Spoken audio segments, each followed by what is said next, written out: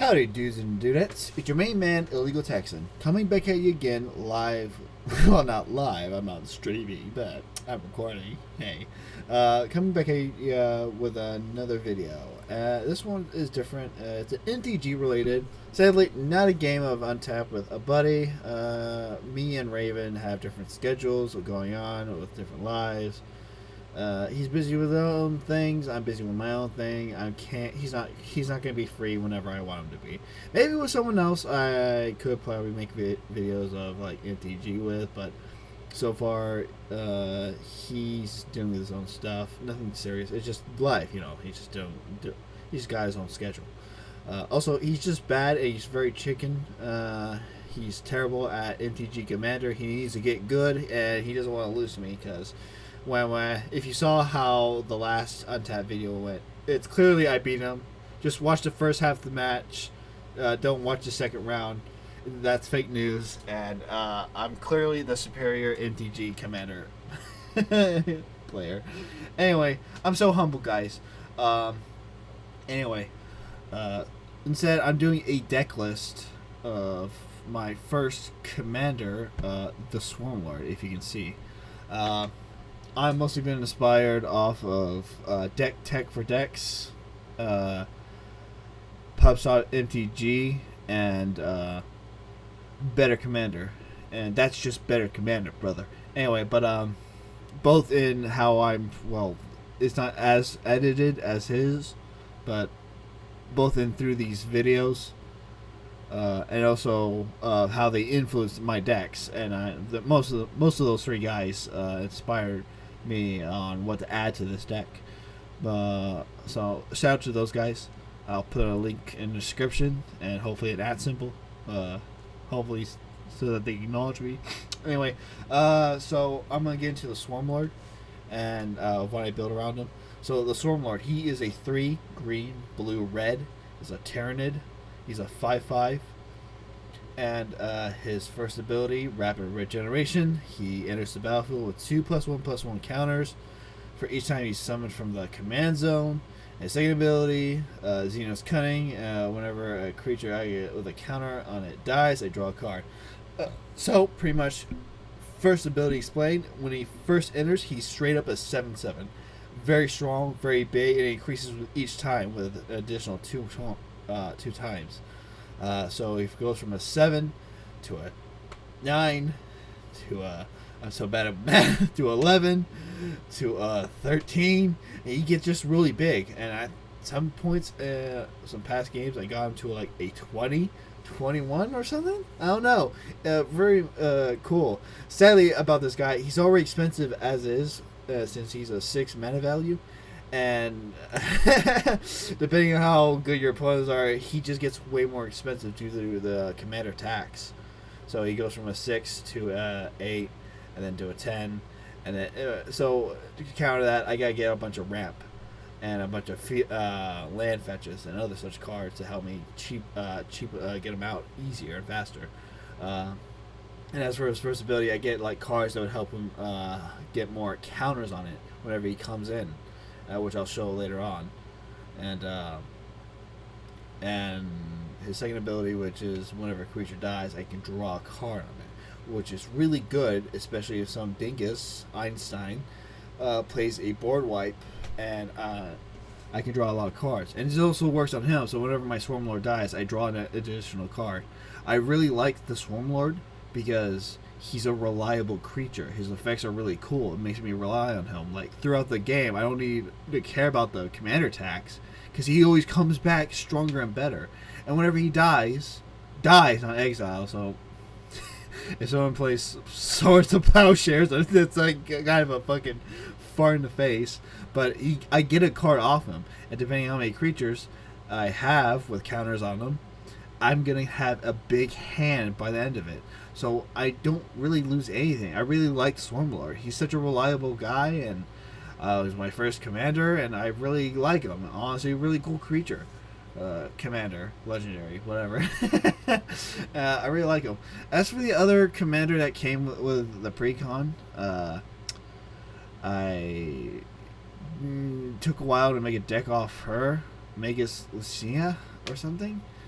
Archimagos. No, not Archimagos. That's a fucking tech priest. But Magus Lucina, whatever. I forgot her name. But so when it comes to precon decks, I look at them, and depending on what commanders they have, I go, oh, it's either, oh, these two commanders work well with each other. I'll put them both in a deck together because they fucking work off each other. Or it's usually the other way is, oh, these guys are like two clearly different commanders that kind of need their own decks. I mean, it's not like they can't work well. It's just like, oh, one, like in Tyranid Swarm,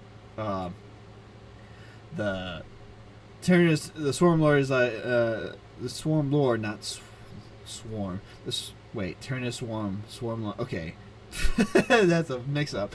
Anyway, the Swarmlord, he gets big each time, and it's best to make him bigger or have creatures that I can make tokens off of, so I can sack him later.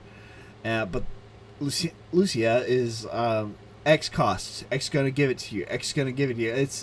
I couldn't really use her in this deck, so I'm like, all right, well, I'll just make a separate deck for her, which I have recently. But the Swarmlord was the first guy I focused on because I just love beast sticks. All right, so usually my strategies of how I built, what I planned for this deck is that through videos I saw of how to build around them, or I looked at pre-con reviews. And usually I go off on the lands of stuff that of the precons. So I know some people are like, oh, you gotta take some of these lands out because they're kind of useless or something, and I just don't care about that. I'm not that picky when it comes to like making decks useful. Depending on the commander, I just look at the colors and I just look at the other precon decks I have. I'm like, okay, so this commanders are these colors, so I'm just gonna get these lands for this deck and add them up to add to the numbers for a full commander deck. Yada yada yada. I got this. Palace. I'll get on that after going through it. So I get all these lands and stuff, and I get any ramp that is from that deck, and I put that in because obviously also because they're very heavy meta. First turn Soul Ring. And then Arcane Signet. Listen, that's just skill on our first turn Soul Ring. And then so I just took that and got one of it. Also, one important land you need to add for every Swarmlord deck that I think anybody can tell you is Opal Palace. This Opal Palace early turn is busted on Swarmlord. He gets an additional +1/+1 counters from the amount of times of like he's summoned of the command zone. So the first time he summoned it's an additional 1. The second time it's an additional 2. So he gets uber busted with his ability. It works off well with his first ability, rapid regeneration. He gets really big, especially when it comes to commander damage. So make him a big threat. Alright, so the main goal of this deck is either making my Swarmlord very big for to easily one-shot my opponents, depending if they do commander damage. In other forms, I'm going to just go through the list of like set of cards. I've tried to organize these cards from stuff that go from patterns of themes that they are for. You'll see why. So at first we'll start with the secondary commander, which you can honestly switch out with a Swarmlord, which I think would be fine in this deck that I've made so far. Which whenever I cast a creature spell, he gets a +1 counter, which other cards you'll see in this deck will support making him big. And spells are cheaper to cast depending on how big Animar is. Which you'll see with the cards I've chosen, especially with the Swarmlord. Anyway, so, and Genestealer Patriarch, he's not in a set of row of cards you'll obviously see with a pattern. He's there for versatility use in case, oh, I'm going to attack with him, I'm going to put an affection counter, and then, oh, I'm going to try to find some way to kill him, and then once I kill him, I get a copy token of that, and super easy. So I guess we'll start off with a set of cards I chose. Okay, so okay. Foreign Clicks, Monstrous Raider, Deep Glow Skate, Branching Evolution, Gold, Colorian Hydra, Ancient Bronze Dragon, Biofit, Fat. I'm trying not to get canceled. Biophagus, Phagus, yeah. Defiler of Vigor. Oh my god. Oh, he killed that one creature, the Vigor. Alright, not. Icy. Ivy. Icy? I got ice in my veins. Ivy Lay Denizen. Clamavis. Clamavis? Yeah, whatever. Rhythm of the Wild. Hardened Scales. Grumgully of the Generous. Simic Ascendancy. Helena and Helena Partners. Ozolith. Yeah, alright, cool. So these cards. Alright, so I chose these are the adding +1/+1 counters. Foreign Collects, it's double. Wait, yeah, it's doubling, double it, double it, double it. Just depending how much I roll for a d20. That's just an additional +1. Adding a +1. Also to make to reduce the cost of a card, so that's good with the Swarmlord's mana value later on in the game. Putting a +1, another +1 on it. This one is also another easy +1 or a haste, depending on how big the creature is. But you're usually big, which you either choose haste for. But if you really need a setup for the secondary ability of the Swarmlord, you put a +1 on them. Hardened Skill is another additional +1. Additional +1. This is my win con for just instantly winning. And honestly, if you have this, depending on the setup of cards you have, it's an easy win with how fast you can put it in +1s on it. Let's see. Another +1 on it. Hopefully with other cards you have before summoning Helena and Elena. They'll come out big, and then once they use their ability, they can make other creatures really big depending on what cards you have.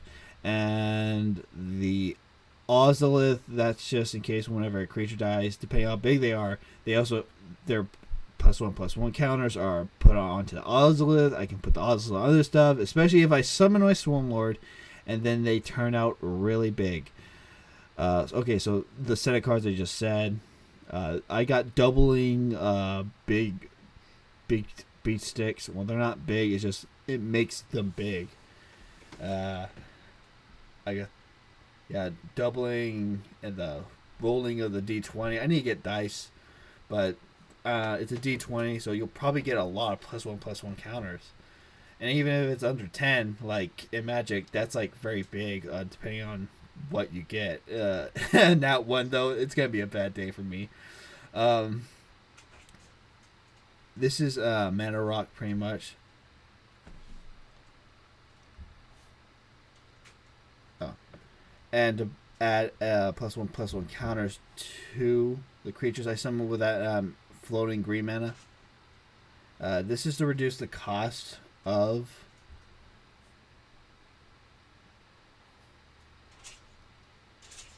okay. I was hearing some noises. This is to reduce the cost of green permanent spells, aka of course my Swarmlord, because he's part green, and to put a +1/+1 on them. And whenever I cast a green creature, again, these set of cards are just adding more +1/+1 counters for my Swarmlord or the creature, so I can sack them later. Okay, let me see. And after this, I got the Herald of Secret Streams, Tyrant Guard, my Rishkar, One Eye. I need to switch that guy out because Vigor.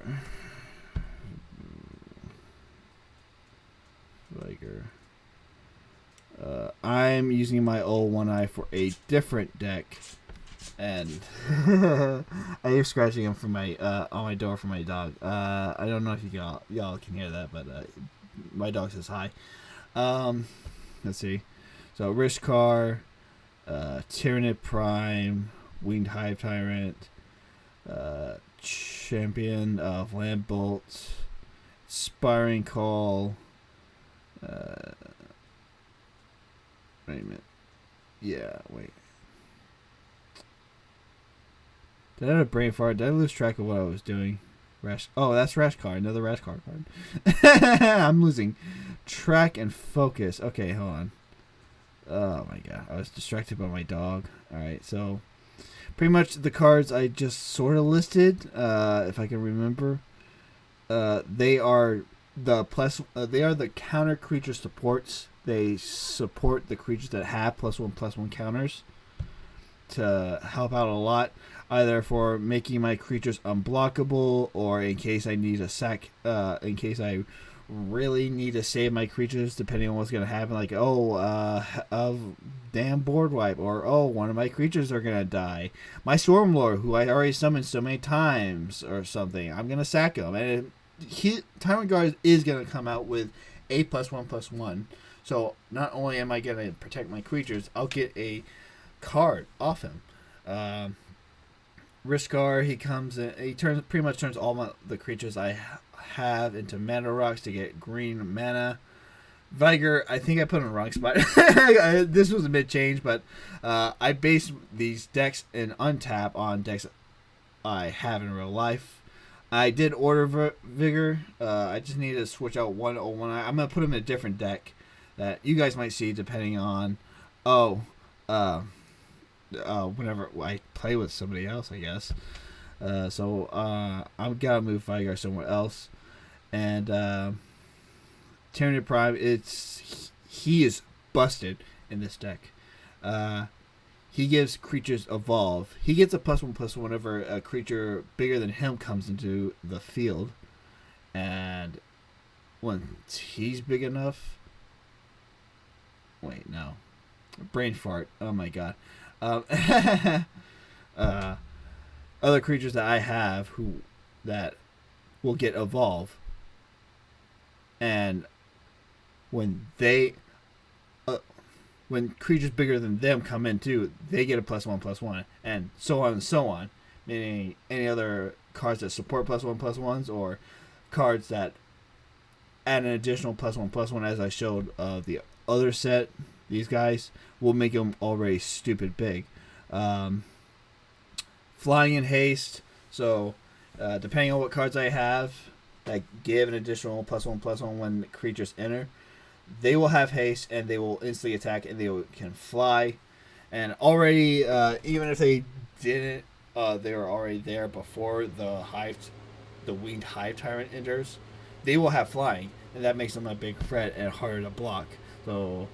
And Champion of Landbolt. I know... Where is that guy? This dickhead. Non-human creatures. I try to add little humans as possible. The other creatures I have, like Helena and Elena. These names. Helena and... Champion of Landbolt. Those are the only humans that I add. There could be other humans that could help a lot with this deck, but I really like that stupid mushroom dickhead. Mushroom Handy. And so pretty much any creatures with power less than Landbolts or Landbolt can't... Wait. Creatures with power less than Champion of Landbolt's power. Can't block creature. Okay, so pretty much making her big. Yeah. So as long as I make her real big, and this deck is all about making creatures really big. No other opponent's creatures can block mine. As long as they're weaker than Champion of Landbolt. And again, depending on my setup, I can get really fucking big. Okay, these is the drawing section. Cards I can draw with. I can't rely on my Swarmlord secondary ability where, Oh man, all my creatures died with counters on them. I draw so many cards because I gotta find some other way to draw cards in a different way in case I don't have them or such. So I got Inspiring Call, draw a card for a creature with for each creature with a +1/+1, and they gain indestructible, protection, and drawing. Shaman the Great Hunt. I draw a card for creatures that have wait for each creature with like pretty much big creatures, which this deck was all about. And it puts +1/+1 counters on a creature, and if it deals damage. Gurk's Uprising. Again, this is a draw engine. When it enters, I draw a card. Yeah, if I have a creature with 4 more power. If I have a Swarmlord, that's not going to be hard. It also gives Trampling, which is also why I removed like Old One Eye. Which, again, I'm going to put them in a different deck for an idea. You might see it. Who knows? And whenever big creatures that do enter it, again, if I have any additional +1/+1 support cards, or my Swarmlord drops in, I can probably get a card. So again, Bred for the Hunt, a creature, if it deals combat damage to a player, I can draw a card. Rishkar's Expertise. I can draw cards equal to the strongest creature I have, and I can easily cast out a creature in my hand so I can save more of my lands or mana for later. And now for sacrifice. Now for my sack outlets. I got Life's Legacy, Greater Good, Goblin Bombardment. Nope, that's not it. Yeah, okay, so again, this is a draw card, but also a sack outlet. So any of my tokens, a draw 2 or draw 1, sure, it's drawing. Even if I have no creature, weaker creatures I don't care about sacrificing that don't have any counters, drawing 1 or so is still fine. But like, or if they have just a +1 counter on them, like, oh, it's a 1/1, but now it's a 2/2. If I sack it, I'll just draw 2 cards. 2 cards is still pretty good to summon. And also with Swarmlord, it's pretty much 3, so I get to draw an additional 1 card depending on the creature, or just 1 card, or just whatever I can get out of Life Legacy if it doesn't have any counters. Greater Good, draw cards, but another sack outlet. Again, I plan on using these cards on alright creatures that could be alright, or if I can get any bonus effects when they die, or on my weaker creatures. Goblin Bombardment, depends on how many tokens I have. I'm just going to sack a lot to deal 1 damage to any creature or player. And I can do this like repeatedly. So if I have a bunch of tokens with like counters on them, I can just keep on sacking them nonstop, and I'll probably get a lot of cards. Don't even really care about the damage output. Be hilarious though if an opponent I have is very low. I'm like, well, time to kill you, buddy. All right, and then I think I have my removal of such. Not those. Yeah, so Chaos Warp, Beast Within, Stillbane Hydra, Aberrant, and Zoanthrope. They are there for removal. Chaos Warp and Beast Within are the most meta ones I have for removal. This in case for non-destruction. And this is just to turn someone's important creature into a 3/3 creature. Destroy. This is in case if it has protection, though, unless it has Hexproof or Shroud. Yeah, Hexproof and Shroud. Okay. I'm such a good NCG player. Anyway, no. In case they're like indestructible or hard to kill, if I need to find a way to get rid of them. If they have Shroud or Hexproof, I'm kind of screwed. So it's like a boots or something. Some form of boots, just a lot of boots. Stillbane Hydra, this is to destroy an artifact or enchantment that's my opponents would either have that are being a hindrance to me. Same thing with this. So depending on how big I have, and especially depending on the setup, Stillbane Hydra can just be a constant use of removal. And depending on how big Aberrant is, well, he has trample, so of course I'm gonna get some point of damage in. And again, with the +1 additional adding counter cards, he's probably gonna be really big. Zoanthrope is to deal damage to any target. This is just a specific removal to any creature in case, oh, this one creature is really annoying, I gotta get rid of him. And so that's the removal, depending on the situation.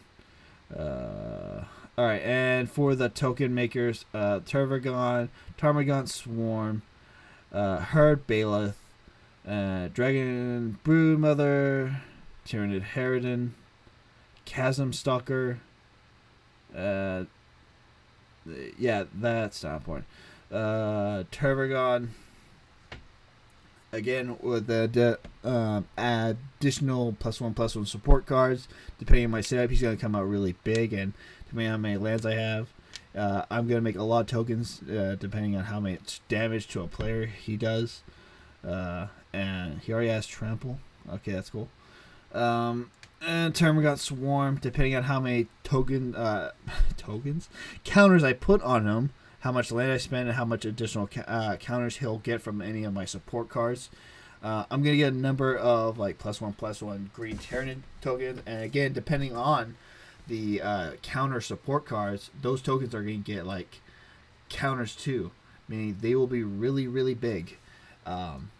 Also, good sack creatures, I guess, too. Like, oh, I'm gonna get some bonuses. I'm trying to make a flow for this card. Herd Bailiff.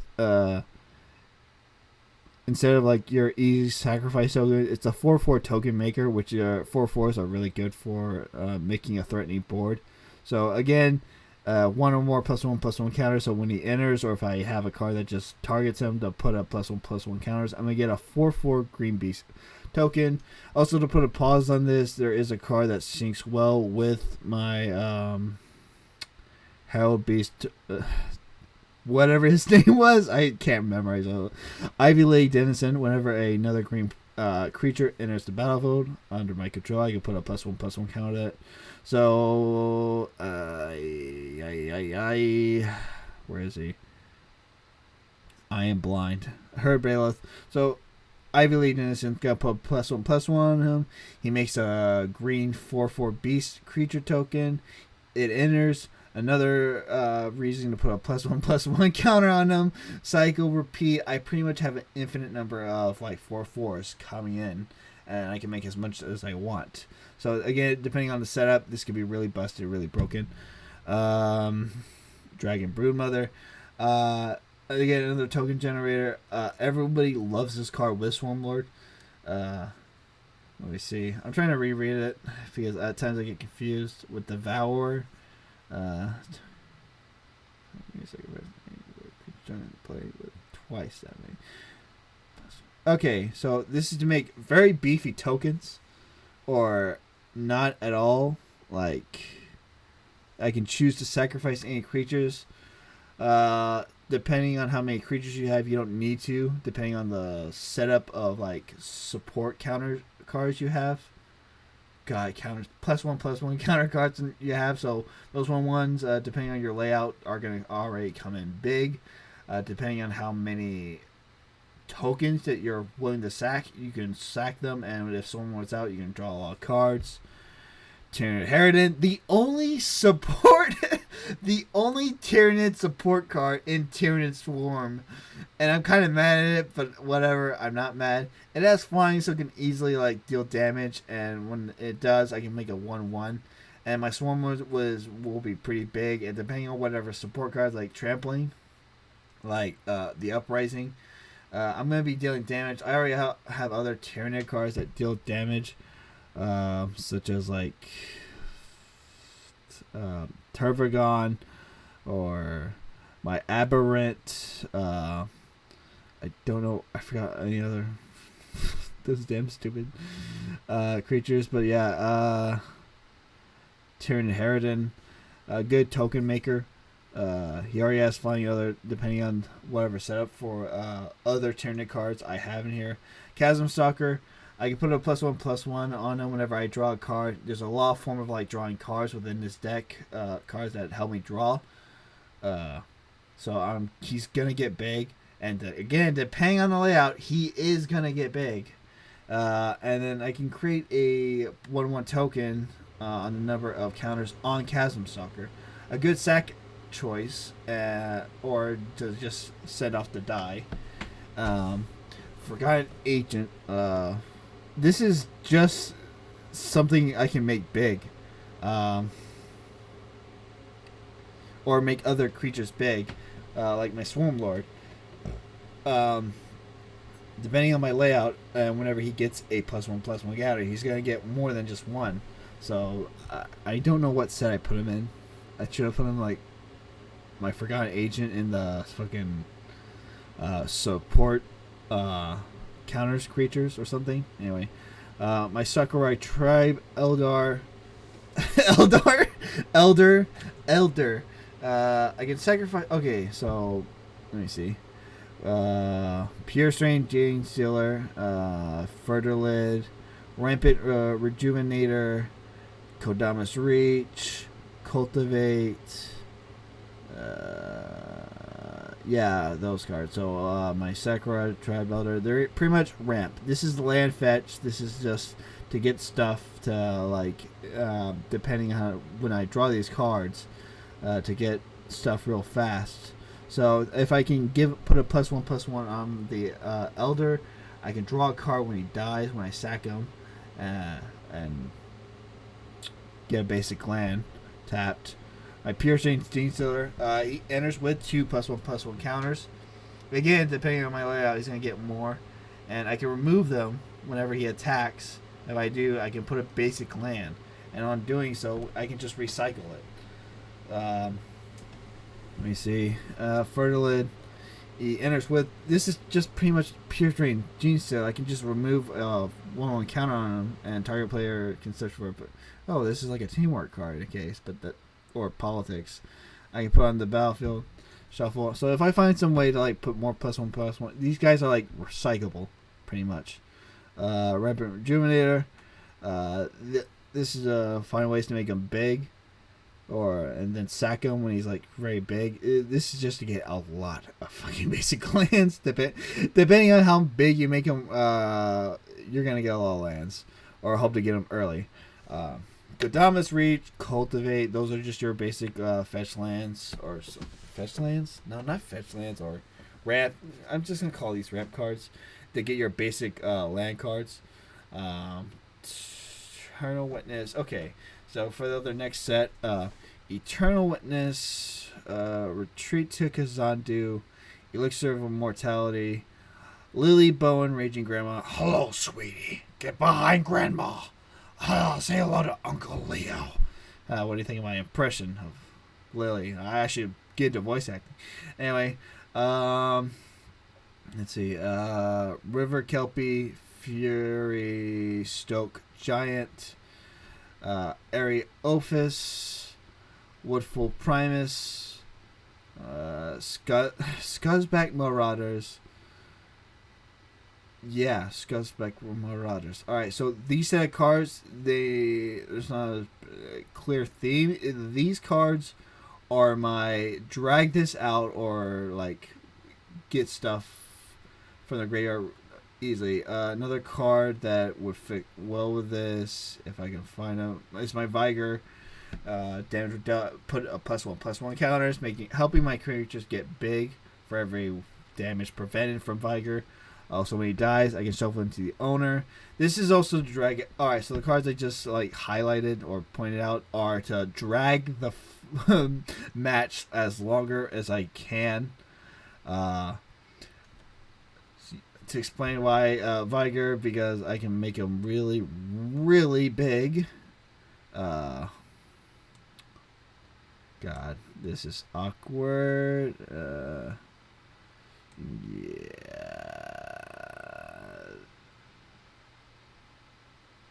There you go. I'll just put them there.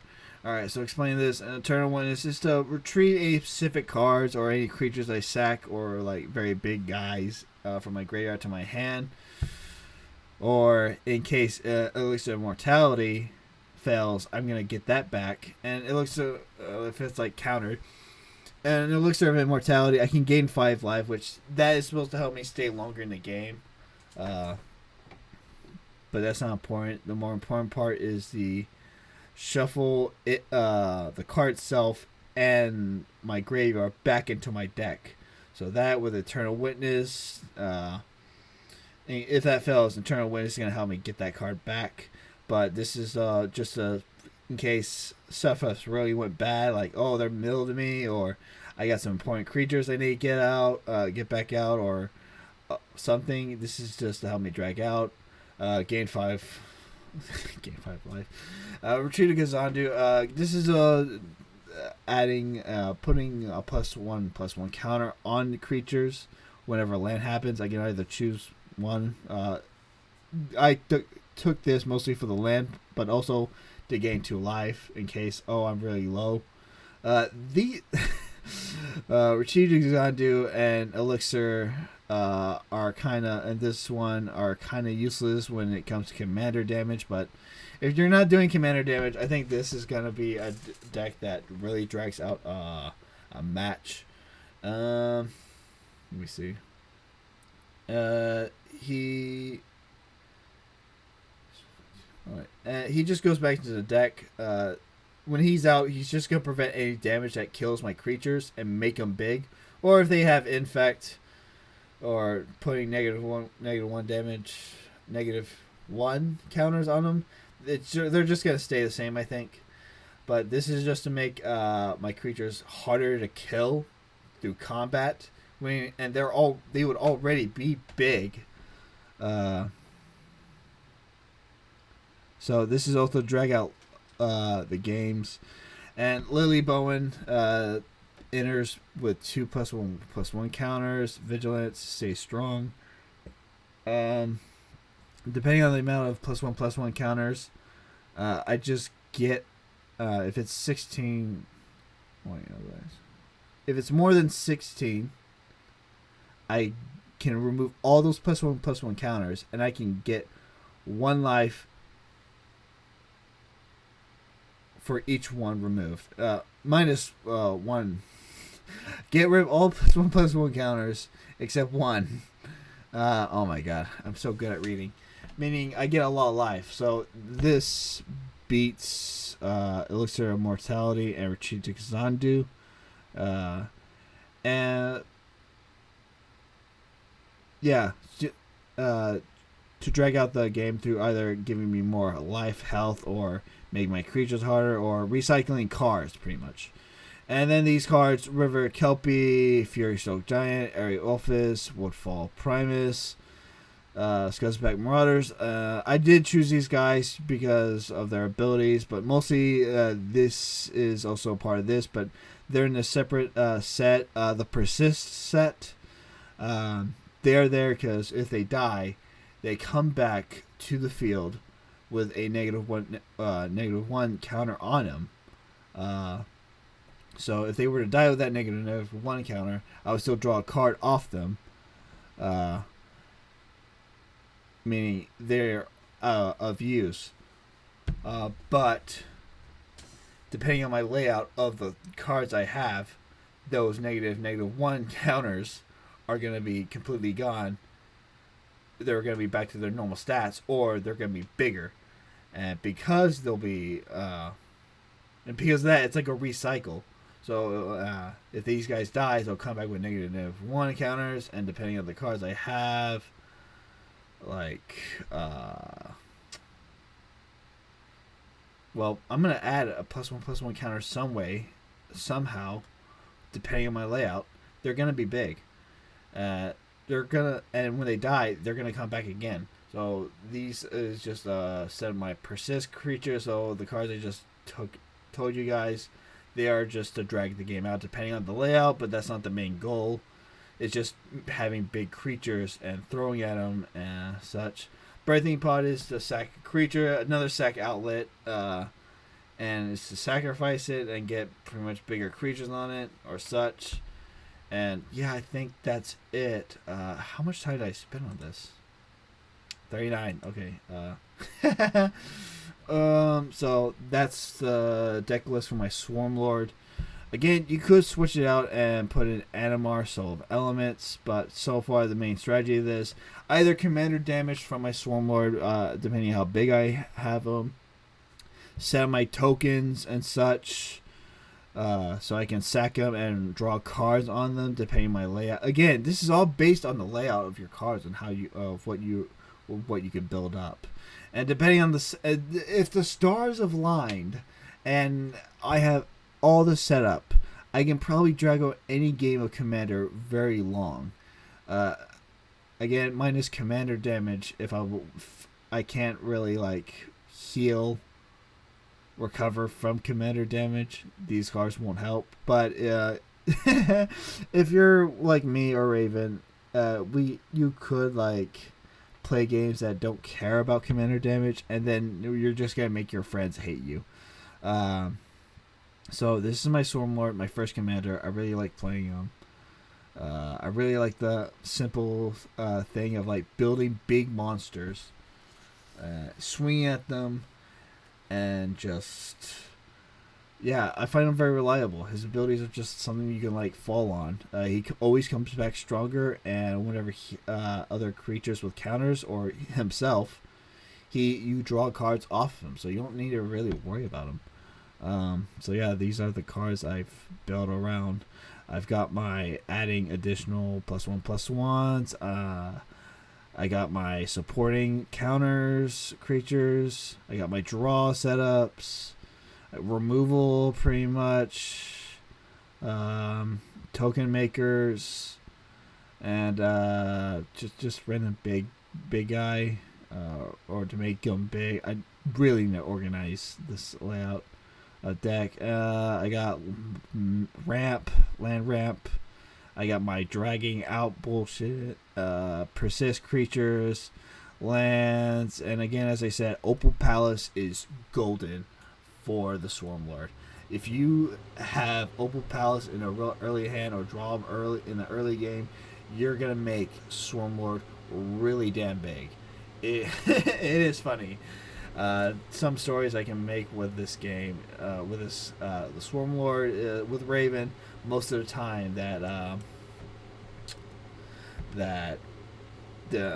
depending on the games that are dragged out, he gets really expensive and he gets really big depending on the layout. I think the highest I got him was like 21, depending on the layout of the cards, and me and Raven always laugh at how expensive he gets, and I always somehow find a way to summon him out. And I think with another game with a friend whose name I probably won't mention, depending, because she has not entered a video. I played with her against my Swarmlord once, and then she just forgot about him. And I'm like, that's the most insulting thing. How can you forget my Swarmlord? You know, I'm just going to have to kick her ass in another game with my Swarmlord, just so that she can remember that my Swarmlord isn't someone to be messed around. But, let me see. Jesus.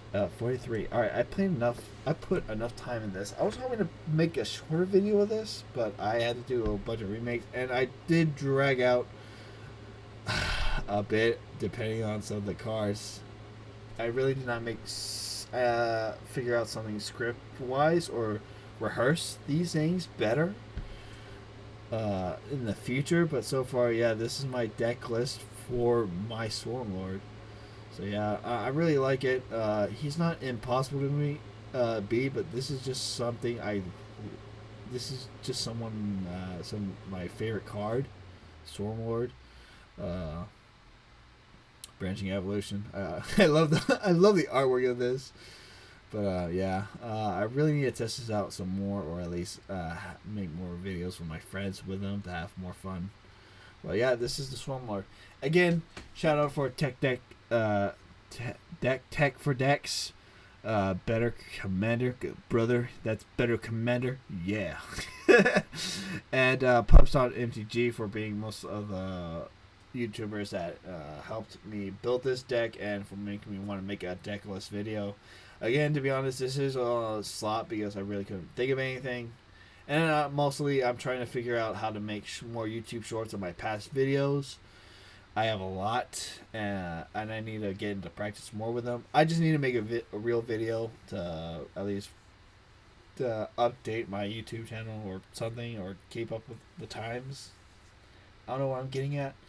But yeah, this is something I'm also going to do. I'm going to be making deckless videos of my decks that I have played on other videos before, which I have used the Swarmlord against Raven. If you want to look at the video I was with him, shout out, shameless plug, yeah.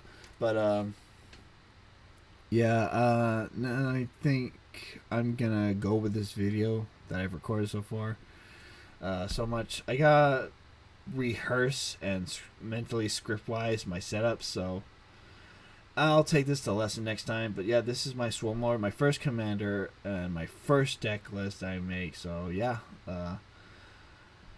expect more shorts coming out in the future once I get the hang of them.